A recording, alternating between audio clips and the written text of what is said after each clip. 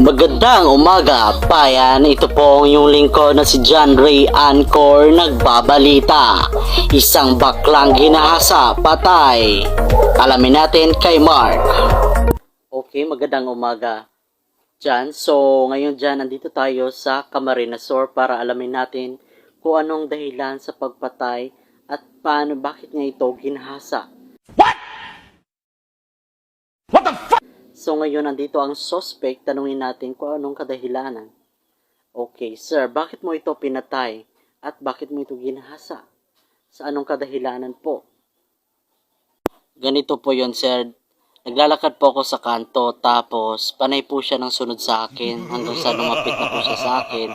Kasi po, gwapo po ako.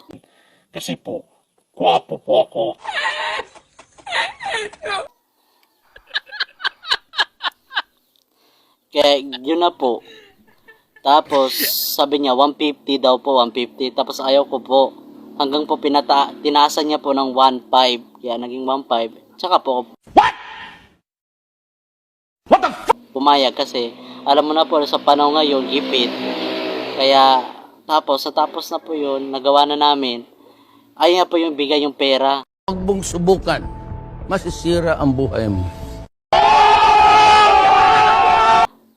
Kaya napatay ko po siya dahil lang po hindi niya po binigay yun. Hanggang doon lang po. Okay, Jan. Dahil lang pala sa 150 kaya niya napatay yun. Kaya Jan, hanggang doon lang, balik sa'yo, Jan. Ayun pala. Dahil lang pala sa 150, napatay niya isang bakla. Grabe, kawawa naman. Kaya kayo, paalala lang, ha? Kapag wala kayong pera, huwag kayo ganon. Huwag kayo panay ng pilit pag wala kayong pera kasi kayo ganon mapapala nyo. Mapapatay talaga kayo pag ganon ang gagawin nyo pag wala. Kaya paalala lang, huwag nyo gagawin yun.